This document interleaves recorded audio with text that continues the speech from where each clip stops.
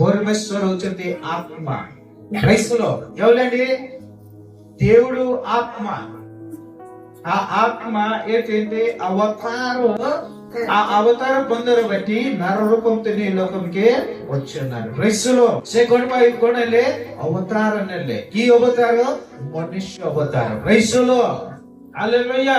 ସେଥିପାଇଁ ମନୁଷ୍ୟ ଅବତାର ନେଇକରି ଏ ଜଗତକୁ ଆସିଥିବା ତ ଏ ଦିନକୁ ୱାର୍ଲଡରେ କ୍రైస్తవులో ୱାର୍ଲଡରେ ଆକୁ କଣ କହନ୍ତି? ବଡ ଦିନ. କ୍రైస్తవులో ବଡ ଦିନ ବୋଲିକରି କହିଲେ ଆଜିଠୁ କଣ ହେଇଯିବ?